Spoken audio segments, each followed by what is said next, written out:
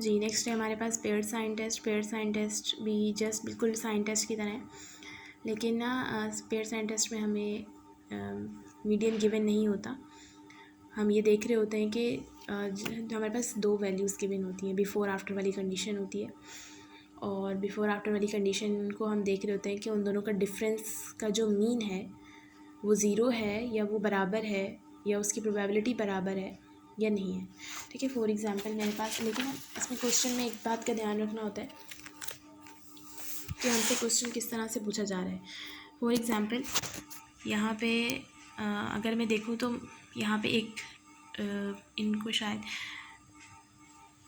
एक ट्रीटमेंट की जा रही है और ट्रीटमेंट का अफेक्ट पूछा जा रहा है कि अफेक्ट है FEV1 लेवल पर या नहीं है। ठीक है, तो बिफ़ोर है और ये आफ्टर वाली वैल्यूज़ हैं, ये बिफ़ोर और ये आफ्टर। तो मैं जब देखती हूँ कि 1.84 है और ये 4.17 है, इट मीन्स के पहले लेवल कम था लेकिन ट्रीटमेंट के बाद लेवल ज़्यादा हो गया, यानी कि ये अफेक्टिव है इसके अंदर और पॉजिटिव अफेक्ट हो रहा है। पॉजिटिव अफेक्ट का मतलब है कि वो चीज़ बढ़ रही है, वो लेवल बढ़ाना चाह रहे हैं और लेवल बढ़ ही रहा है। ठीक है, तो मैं क्या करूँगी, पॉजिटिव के लिए काम करूँगी, मैं पॉजिटिव मीडियन के लिए। ठीक है, किस तरह से मुझे काम करना है, मुझे आफ्टर माइनस बिफ़ोर को माइनस करना है ताकि मेरे पास ज़्यादा वैल्यूज़ पॉजिटिव में आए। ठीक है, बिफ़ोर माइनस आफ्टर को नहीं करना, आफ्टर माइनस बिफ़ोर को करना है, क्योंकि यहाँ पे उन्होंने क्वेश्चन ये पूछा है कि वो इंक्रीजिंग FI लेवल इंक्रीज़ हो रहा है या नहीं हो रहा। ठीक है, अगर ये डिक्रीजिंग में पूछते तो हमें उल्टा काम करना होता। अच्छा, ये खैर मैंने गलत किया हुआ है, यहाँ जहाँ मैंने नेगेटिव लगाया हुआ है ना वहाँ पॉजिटिव लगाना है, क्योंकि आफ्टर माइनस बिफ़ोर करना है। और दो जगहें ऐसी हैं जहाँ पे कोई डिफरेंस नहीं है, तो इस वजह से ज़ीरो आ जाएगा, जिसकी वजह से n जो नंबर ऑफ ऑब्जर्वेशन है वो कम हो जाएगी। जैसे फॉर एग्जांपल 15 थी तो रिड्यूस होकर 13 हो जाएगी। सही है, फिर क्योंकि हम इन दोनों को तो फिर कंसीडर ही नहीं करते। सही है, फिर क्या होगा,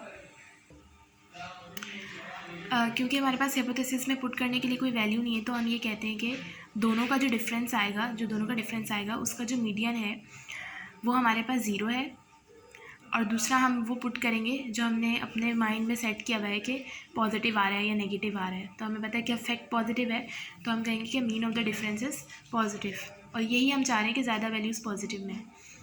तो मेरे पास ज़्यादा वैल्यूज़ पॉजिटिव में आ भी रही हैं, तो P positive is greater than P negative. सही है, मैंने कहा था ये क्वेश्चन मैंने गलत किया हुआ है। आप लोग आफ्टर माइनस बिफोर को करेंगे तो आपके पास ज़्यादा वैल्यूज़ पॉजिटिव में आएंगी, तो आप इसके लिए काम करेंगे कि P positive is greater than P negative. ठीक है, इसी तरह से जो टेस्ट स्टेटिस्टिक है वो हम इस तरह बनाएंगे कि जो भी स्मॉल साइन है वो H0 को रिजेक्ट करवा रहा है, वो कौन है, वो नेगेटिव का साइन है। फिर distribution of test statistic, again वही साइन टेस्ट की तरह कि K टेस्ट स्टेटिस्टिक है जब उसके पास पैरामीटर P और N है, जब H0 इज़ ट्रू। ठीक है, H0 को मैं ट्रू कंसीडर करी तो वो बायनोमियल डिस्ट्रीब्यूशन हो रही है यहाँ पे, और बायनोमियल डिस्ट्रीब्यूशन का फॉर्मूला अगर मैं लगाऊँ इस तरह से लेस देन इस अल्फ़ा, तो ये हो जाएगा हमारे पास। और बिल्कुल सेम, देखिए ये 2 कहाँ से आ रहा है, जब हमने कहा था कि यहाँ पे ये जो x की वैल्यू है हम वो रखते हैं जो बहुत छोटी होगी। ठीक है, तो मुझे पता है कि नेगेटिव का साइन छोटा है, जो मैंने अपने यहाँ पे जाकर देखा, इस चार्ट में जाके देखा। देखिए सबसे पहले जब क्वेश्चन आएगा ना तो आपने चार्ज असाइन करने, उसी से आप आगे पूरी इन्फॉर्मेशन पुट करने में हेल्प होगी। इसमें आपने देखा होगा कि पॉजिटिव सिर्फ दो डिजिट्स ऐसे होंगे जो पॉजिटिव में आ रहे होंगे, तो हमने इसीलिए सिर्फ जो छोटी वैल्यू होती है ना उसके लिए हम काम करते हैं। तो मैं इसके लिए काम कर रही हूँ, तो मैंने यहाँ पे रखा 2, n क्योंकि रिड्यूस होके 13 हो गए थे 0.5। इसको मैं अगेन वो बायनोमियल डिस्ट्रीब्यूशन के टेबल से देखूँगी, मैं यहाँ से देख भी लेती हूँ। देखिए n होना चाहिए 13, n 13 है, p हमेशा ये रहा n 13 है, p हमेशा 0.50 होना चाहिए, और 2 के लिए हम काम कर रहे हैं तो ये यू लाइन हो जाएगी और ये 0.0112।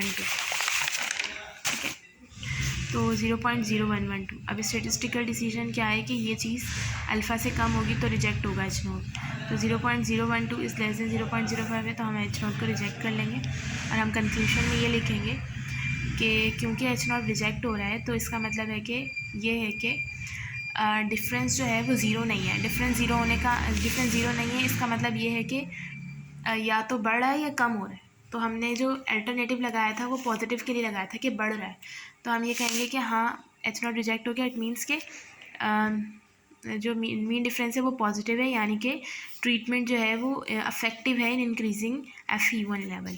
ठीक है।